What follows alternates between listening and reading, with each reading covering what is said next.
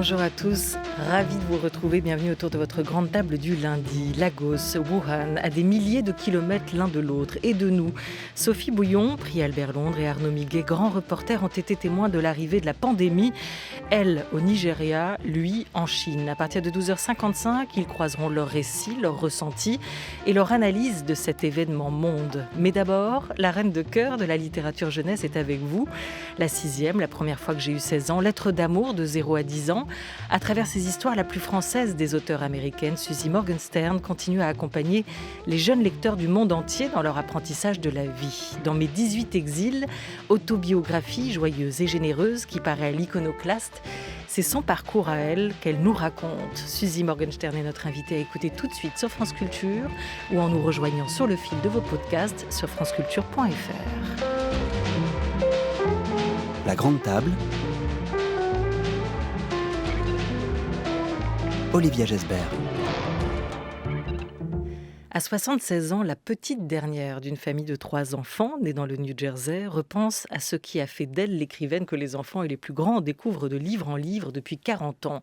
Des livres dont Suzy est souvent l'héroïne. La littérature en exil, être une fille, être amoureuse, être mère, être juive, être veuve. La somme de ces 18 exils font une vie, celle de notre invitée, Suzy Morgenstern. Bonjour. Bonjour Olivia. Plaisir de vous avoir autour de cette grande table pour commencer ce lundi. Être écrivain ne figure pas parmi ces 18 exils. Ce n'est pas l'une des entrées du livre que vous avez retenue. Pourquoi ? Parce que c'est un état qui a traversé tous les autres. Être écrivain, c'est une sorte de super état. Oh oui, vous avez bien dit. C'est présent partout dans tous les exils. Ça m'a aidé à supporter tous les exils et à supporter le quotidien, souvent, surtout la maladie. J'ai beaucoup écrit pendant ma maladie.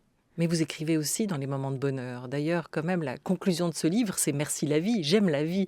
Vous dites supporter, mais ce qui traverse aussi ces 18 exils, c'est une force de vie et peut-être du coup cette force d'écriture que vous avez trouvée dans la vie. Oui, des fois je me demande si je vis vraiment ou si je vis pour écrire. Est-ce que c'est la vraie vie? Je crois que vraiment je vis pour écrire. Je commence chaque journée par écrire dans mon journal intime et pour faire de cette vie un livre. Ma vie est un livre. Et vos livres sont votre vie, parce qu'ils sont souvent autobiographiques, Suzy Morgenstern. Oui. Est-ce que la littérature peut aider, selon vous, dans les moments difficiles ? L'écriture, mais aussi la lecture. C'est toute ma vie, l'écriture et la lecture. Qu'est-ce que ça m'a aidé, par exemple, de supporter l'école.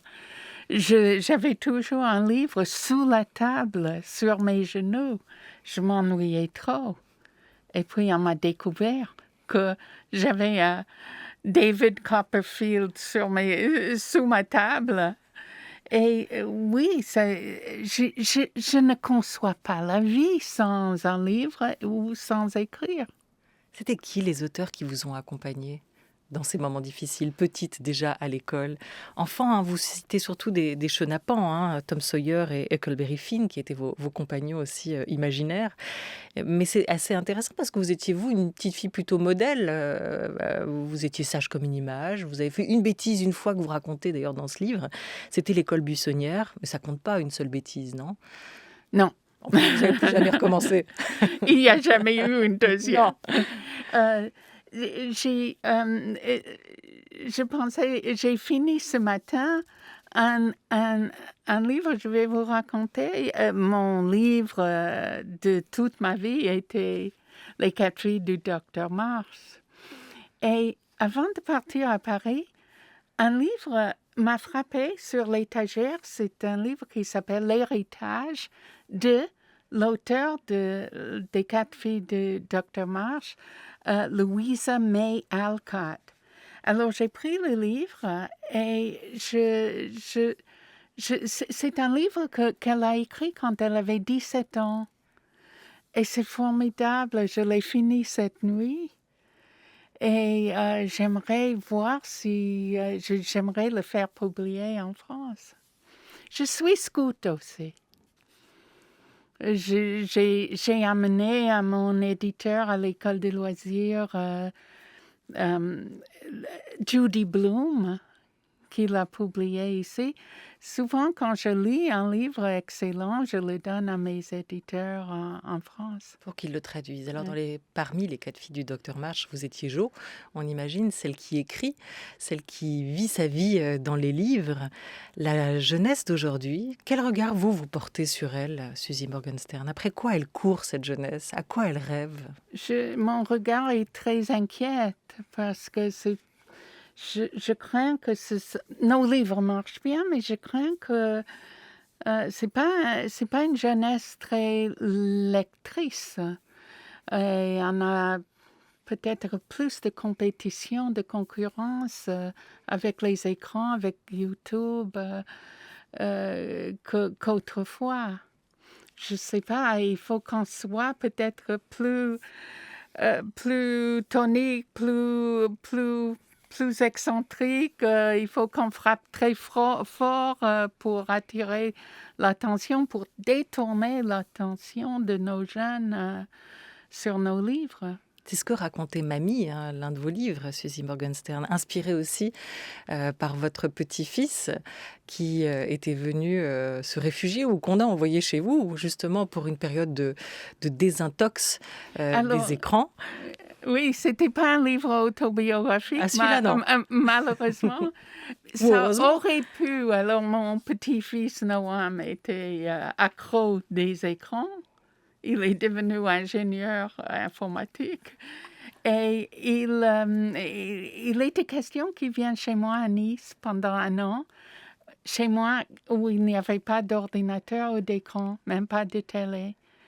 Et finalement, il n'est pas venu, mais j'ai écrit le livre comme s'il était venu. Et vous lui auriez dit quoi? Justement pour aller l'accrocher, pour aller le chercher. Quand vous dites qu'il faut être plus offensif pour ramener encore et encore plus les jeunes à la lecture aujourd'hui. J'ai offert à mes petits-enfants 5 € pour lire mes livres quand ils étaient petits. Mais ça n'a pas fait. Vous les avez payés pour lire, c'est ça? Je paierai à chaque enfant de lire un livre pour l'accrocher, pour l'introduire à la lecture. Est-ce que les livres doivent les préparer, les enfants, au monde réel? Moi, je préfère que les livres leur fassent plaisir, autant de plaisir que de regarder un film. Je n'ai pas de message à part le plaisir de lire. J'aimerais qu'ils rient, qu'ils s'amusent avec mes livres plutôt que de donner un message. Si j'ai un message, c'est que la vie en vaut la peine. Et merci la vie, justement. Alors ils doivent leur donner ça, cette fantaisie, cette confiance, cette poésie aussi qu'on retrouve dans vos livres et qui ne se retrouve peut-être pas toujours à l'état naturel, hein, dans ce monde réel. Peut-être c'est ça aussi la force de la littérature, d'offrir encore cette part-là d'innocence. Je suis pas consciente de tout ça quand j'écris ce que je suis en train de faire. J'écris et c'est tout. Je suis pas théoricienne de ce que je suis en train de faire.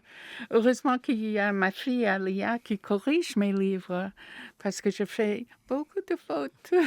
Et elle me ramène à la réalité souvent à dire tu peux pas dire ça. Elle est mon garde-fou. Maintenant, je ne sais pas ce que je fais. Vous n'êtes pas théoricienne, mais vous êtes une femme de terrain et vous allez dans les écoles et vous rencontrez cette jeunesse aussi dans les salons du livre, dans les rencontres qui peuvent avoir lieu en librairie aussi. Et sur l'éducation française, sur l'école française, vous avez un regard parfois assez dur, assez mordant, hein, justement sur peut-être le côté un peu trop théorique de cet enseignement et le manque de confiance en soi qui peut être donné aux enfants. Ça tient pourtant à pas grand-chose, souvent, de permettre à un enfant de s'envoler. Et pour moi, c'était la tragédie de mon immigration en France. C'était l'école et en même temps, mes enfants ont bien appris à lire et écrire et au-delà. Mais moi, j'allais à l'école et je m'amusais à l'école. Il n'y a pas le mot en français, le mot fun. Il n'y a pas le fun à l'école. Alors que pour nous, on allait à l'école avec un train, on adorait l'école. Moi, j'adorais l'école. Et si je devais injecter quelque chose à l'école, et j'aimerais que le ministre d'Éducation nationale me demande mon avis, j'introduirais le fun. Hein. Voilà, et de dire aux enfants le matin, vous l'écrivez enjoy plutôt que travaille bien. C'est peut-être déjà ça aussi, comme ça une journée qui commencerait bien. Have fun, have fun. Écrire depuis l'enfance, Suzy Morgenstern s'est trouvé peut-être plus intéressant de regarder ce monde à hauteur d'enfant qu'avec des lunettes d'adulte. Est-ce que l'enfance reste un refuge pour vous? Je vous propose d'écouter la voix, avec le même accent chantant et pourtant elle est britannique, de la comédienne Jane Birkin. Une nostalgie que j'ai n'est pas tellement pour Angleterre, c'est pour l'enfance, tout court. Donc je ne sais pas si je glorifie cette enfance, sans aucun doute, mais comme je n'ai aucune preuve du contraire, il me semble que tout était mieux. Même dans l'île de Wight, où c'est sans doute un cahier du froid sur les plages où le sable était noir, pour moi c'était les moments les plus délicieux avec mon frère, ma sœur, mon père et ma mère comme des sortes d'idoles quelque part, qui étaient comme des statues magnifiques, qui étaient tout semblait sauf, il n'y avait pas de danger, on pouvait être parfaitement libre étant donné que notre éducation était en comparaison extraordinairement sévère et contraint et que je voyais mon frère que pendant les vacances.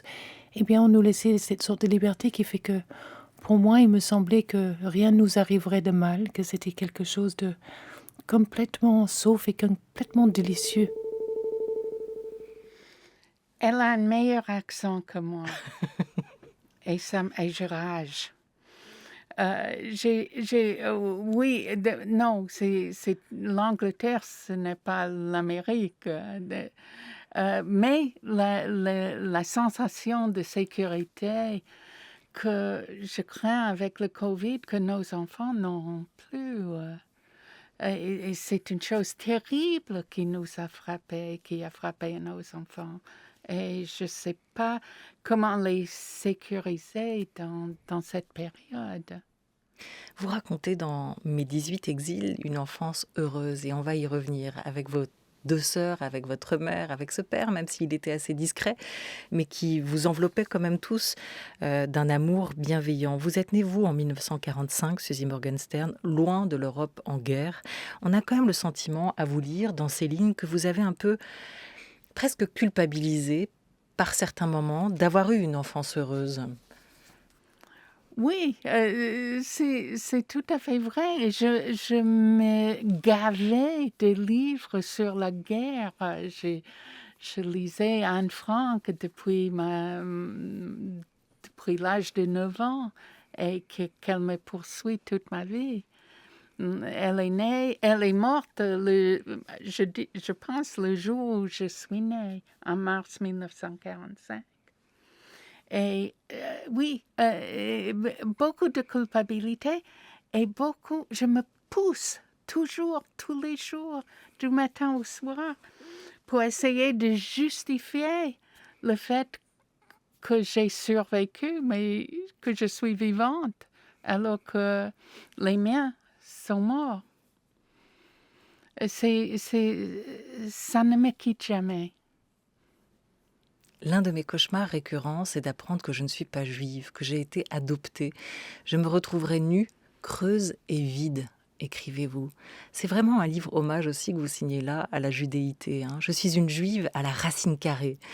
Vous en avez fait une identité pleine, entière, qui vous habite. Et nourrie, parce que je parle hébreu, je parle yiddish, j'étudie la Bible que je lis en VO.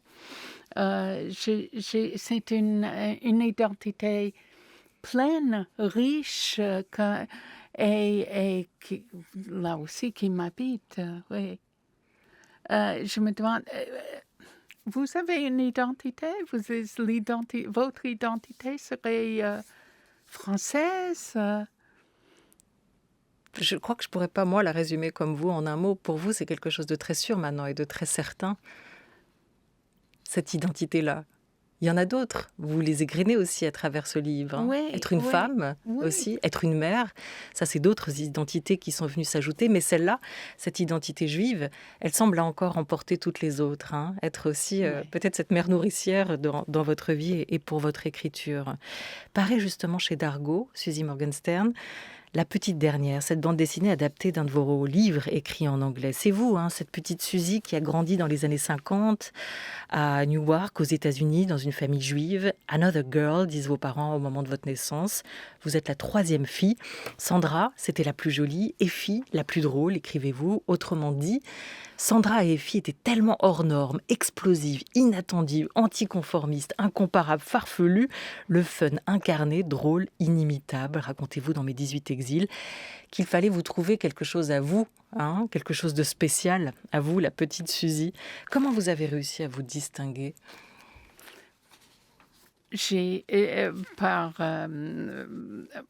mes bonnes notes, par l'école, par l'écriture, je lisais mes textes à ma mère et elle me regardait comme si j'étais Proust et Shakespeare. C'était ma seule façon, mais c'était pas toujours bien vu. Ma mère n'aimait pas me voir lire. Je me cachais pour lire parce que ma mère disait que je trouverais jamais un mari parce que les hommes n'aiment pas les intellectuels. Et c'était, on était élevés pour se marier. C'était le but de la vie. Et c'était même assez paradoxal, parce que vous interrogez cette condition féminine, hein. Naître femme, est-ce que c'était une malédiction ? Vous vous dites, être femme, c'est du bol. Même si je n'ai pas choisi mon genre, j'ai aimé passionnément vivre au sein de ce matriarcat. Dans notre cercle de sorcières, les hommes étaient considérés comme nuls et pathétiques, mais ils étaient un mal nécessaire. Le seul homme de la famille, mon père, se faufilait entre nous, fuyait ou se cachait, et il avait raison. On lui faisait peur. Et pourtant, au bout de la route, il y avait, selon votre mère, elle y tenait, elle, cette femme forte, cette figure centrale de la famille, il y avait le mariage incontournable. Dépendre d'un homme pour trouver sa place en société, c'était paradoxal quand même, non ?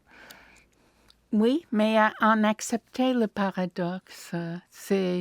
Ma mère vivait complètement sa vie à l'intérieur du mariage, mais grâce au mariage. Elle pouvait faire, ça la protégeait d'être une femme mariée, mais elle était farfelue, excentrique aussi, à l'intérieur du mariage. Et être mère, ça a été le deuxième temps, hein. C'était se créer des liens comme nul autre, hein. Vous le racontez aussi, mais c'était pas toujours simple. Vous avez le sentiment que vous avez mis du temps à être mère, à être une bonne mère ?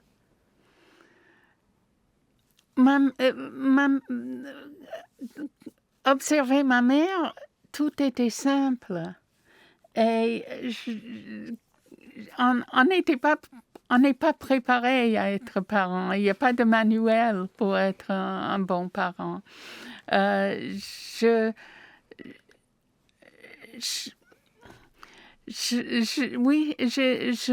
pense que c'est peut-être un échec pour moi. J'étais pas assez bonne.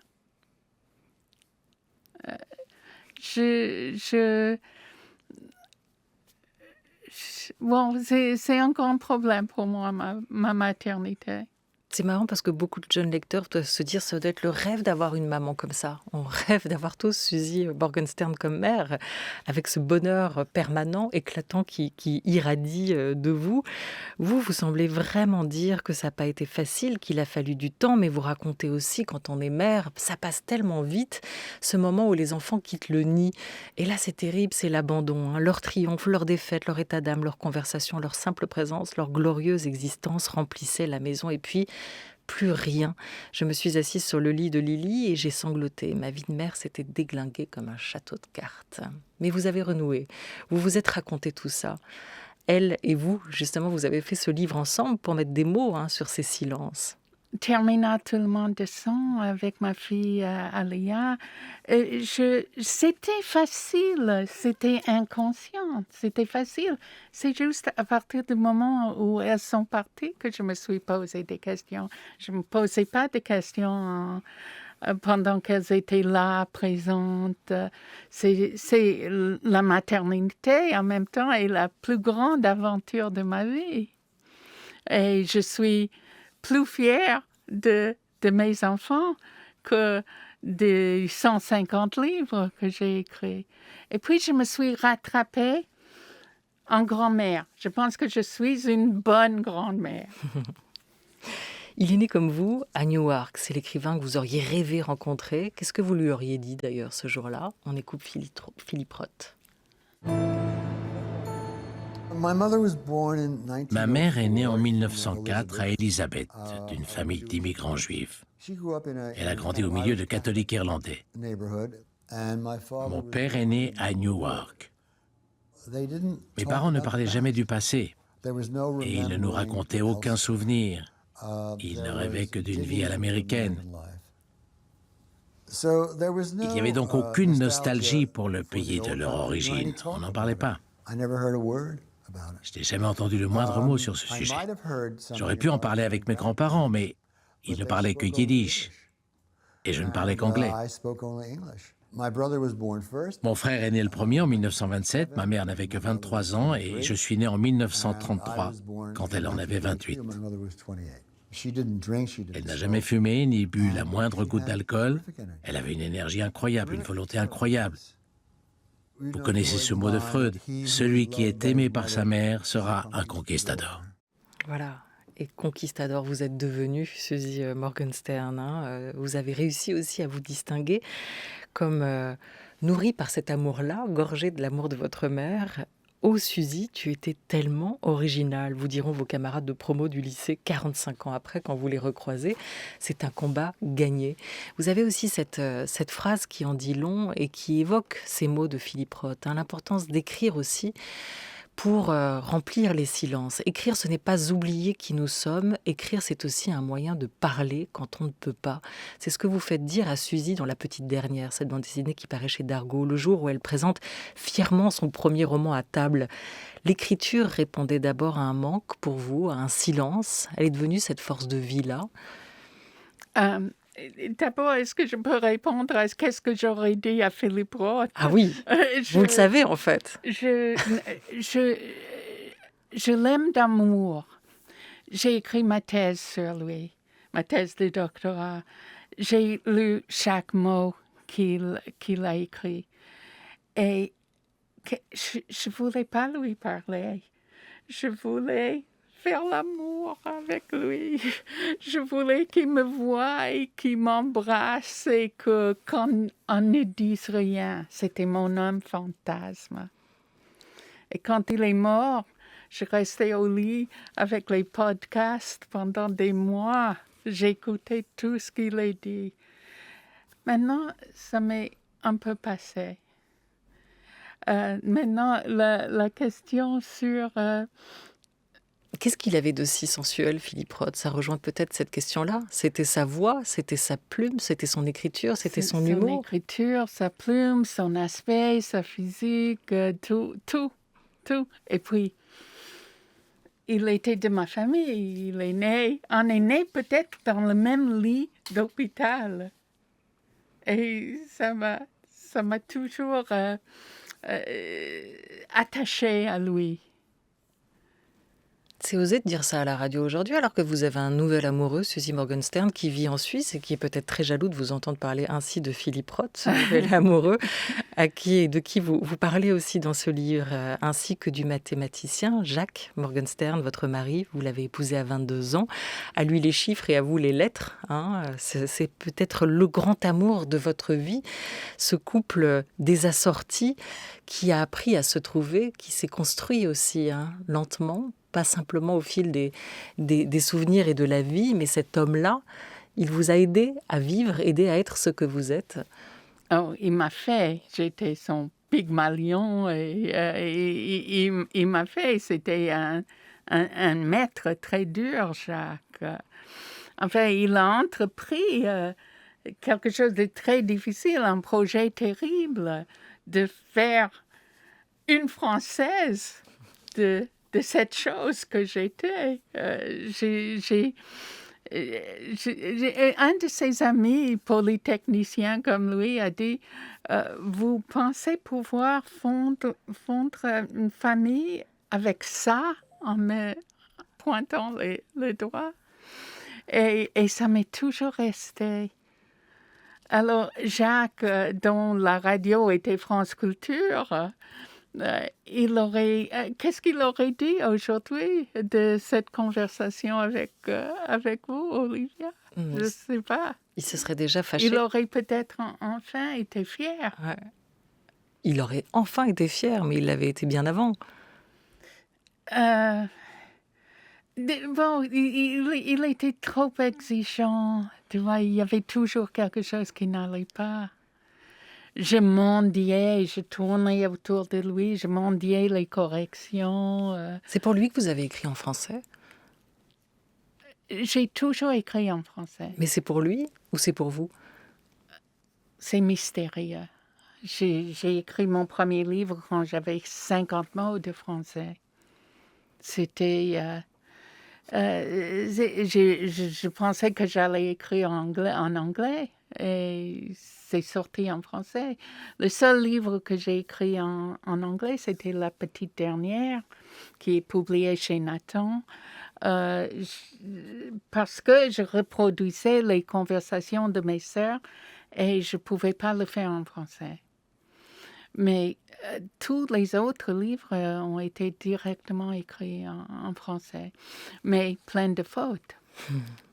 Il y avait des correcteurs qui étaient là derrière vous. La vie est belle, mais ce monde n'est pas toujours tendre. Votre mère vous disait souvent « Garde la tête haute et souris, tu t'en fous de ce qu'on dit de toi. On parlera de toute façon, alors donne-leur quelque chose à dire. » Merci beaucoup, Suzy Morgenstern, d'avoir été avec nous. Elle avait raison, votre mère.